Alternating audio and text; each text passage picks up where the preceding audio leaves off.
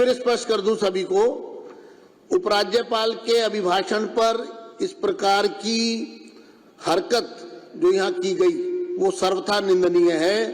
भारत के इतिहास में इस तरह की घटनाएं चंद बार ही हुई हैं। अभिभाषण अर्थात कॉन्स्टिट्यूशनल अथॉरिटी यहाँ पर सदन को एड्रेस करने के लिए साल में एक बार आती है।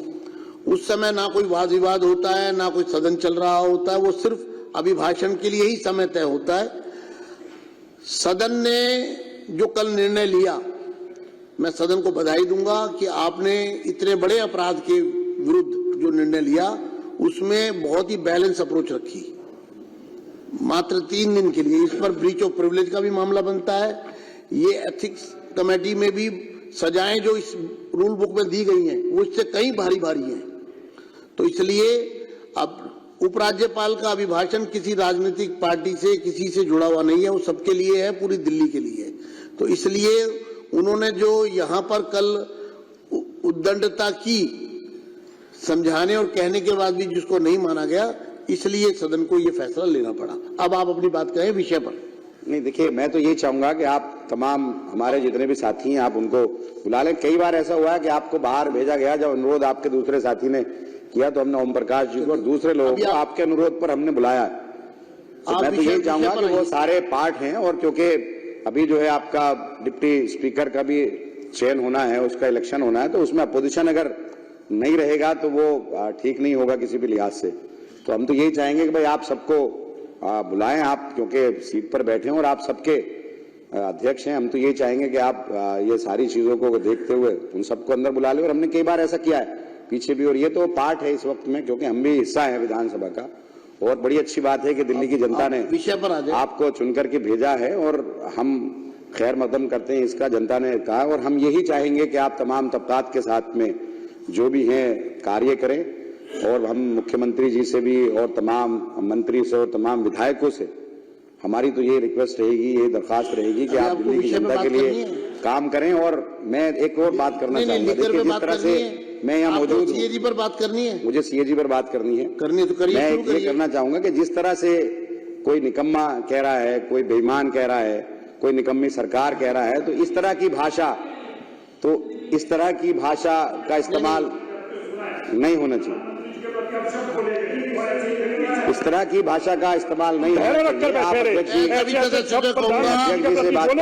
और आपके मुख्यमंत्री ने बोले और ऐसे शब्द किसी के कान सुन नहीं सकते थे। आप लोगों ने कोई लज्जा नहीं छोड़ी, निर्जल होकर तुम लोगों ने बदतमीजियां सदस्य बैठ जाएं बर्दाश्त की, और आज आप सदस्य बैठ जाएं। ओपी शर्मा जी, कर्नल जी, बिरसा जी, आप विषय पर आ रहे हैं या मैं अगला? मैं सीएजी रिपोर्ट पर बात कर रहा हूँ। सीएजी पर आइए। ये इस तरह से बात ना करने दी जाए, चलिए, ये अच्छी बात नहीं है। नहीं, आपको मैं मर्यादा दे रहा हूँ। हम लोग 5 मिनट आपके हो गए हैं, आप समय का सदुपयोग करें, सीएजी पर बात करें। देखिए, सीएजी रिपोर्ट सदन में पेश हुई और उस पर मैं चर्चा सुन रहा हूं, और मैं देख भी रहा हूं कि सीएजी रिपोर्ट में जो कहा गया है, पिछले 2 साल से ये शराब घोटाले पर आए दिन ये तमाम चीजें आ रही हैं, और हमारे दिल्ली सरकार के करैक्टर को जिस तरह से बदनाम किया गया, जिस तरह से करैक्टर असैसिनेशन किया गया, वो सबके सामने है। और आप इसी को करके आज सरकार में आए हैं। तो अब हम तो ये चाहते हैं कि जब आप सरकार में आ गए हैं तो आप जनता का काम करें, जनता के मुद्दों को भटकाए ना। आपने 2500 रुपए का वादा किया, 2500 रुपए की आप वादे को पूरा करें। आप एक तरफ, अब आप रिपोर्ट में कहा गया है, बुला रहा हूं, सीएजी रिपोर्ट में कहा गया है, सीएजी की बात करिए, कि भाई नॉन कन्फर्मिंग एरियाज के अंदर ठेके नहीं खुले, उससे 941 करोड़ रुपए का घाटा हुआ। कुछ लाइसेंस वापस कर दिए गए, 800 करोड़ से ज्यादा का घाटा वो हुआ। आप 2000 करोड़ के घाटे की बात कर रहे हैं कि सरकार के रेवेन्यू का लॉस हुआ। 1800 करोड़ रुपए तो ये होता है। तो हम तो ये पूछना चाहते हैं कि जो आप इतने दिन से, सीबीआई आपके पास है, ईडी आपके पास है, एसीबी आपके पास है, तमाम एजेंसी आपके पास है, और आप इतने टाइम से कर रहे हो, तो घोटाला हुआ कहां है? ये तो एज्यूम किया जा रहा है कि ये नुकसान होता। और जो इसमें 8 अध्याय हैं, 8 अध्याय के अंदर साथ में पुरानी जो पॉलिसी है उसके बारे में कहा गया है कि उसके अंदर जो कमियां थी वो कमियां बताई गई हैं और एक अध्याय के अंदर बताया गया कि ये इसके अंदर ट्रांसपेरेंसी थी, अगर ठीक से इंप्लीमेंट किया जाता तो ये लॉस नहीं होता बल्कि फायदा होता। पंजाब के अंदर यही पॉलिसी इंप्लीमेंट हुई, 1 साल में फायदा हुआ, दूसरी मर्तबा दूसरा फायदा हुआ, और जो पहली पॉलिसी उसमें फायदा ये अपनी नहीं बात हुआ। बोल ले, फिर आप बोल ले। तो हम तो ये कहना चाहते हैं कि भाई आप तमाम और एक अरे वो कोई बात नहीं, एक मिनट पॉइंट ऑफ ऑर्डर। आप इस तरह से बात करके आप ना तो मुझे डरा सकते ना दबा सकते।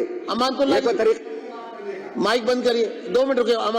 पॉइंट ऑफ ऑर्डर देखिए, पॉइंट ऑफ ऑर्डर का मतलब है सारी कार्रवाई रुकेगी और जो सदस्य पॉइंट ऑफ ऑर्डर यानी कि व्यवस्था का प्रश्न, व्यवस्था का प्रश्न अगर उठेगा तो पहले वो सुना जाएगा। अध्यक्ष जी, मेरा पॉइंट ऑफ ऑर्डर है कि रिकॉर्ड के ऊपर मिसलीड किया जा रहा है इस हाउस को। सीएजी की रिपोर्ट कभी ये मेंशन नहीं करती कि इसमें करप्शन है कि नहीं। सीएजी की रिपोर्ट अनियमितताओं को जो है बताती है और उसको उजागर करती है।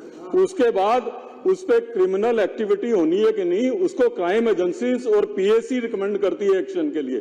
सीएजी की रिपोर्ट को यह कहना कि उसमें कहीं करप्शन लिखा, देश के इतिहास में कोई सीएजी की रिपोर्ट करप्शन के बारे में नहीं लिखती, अनियमितताओं के बारे में लिखती है। और जिस तरीके की अनियमितताएं दिल्ली में शराब घोटाले के बारे में सीएजी ने मार्क की है, ये तय हो गया कि ईडी और सीबीआई का जो एक्शन चल रहा था वो सही रास्ते पे चल रहा था और उसको और तेजी से लेकर जाएंगे। तो हाउस को मिसलीड नहीं किया जाए कि सीएजी की रिपोर्ट में जो है करप्शन नहीं मेंशन है, तो इसलिए आपका पॉइंट ऑफ ऑर्डर एक्सेप्ट है, हाउस को मिसलीड ना किया जाए। आगे बढ़िए।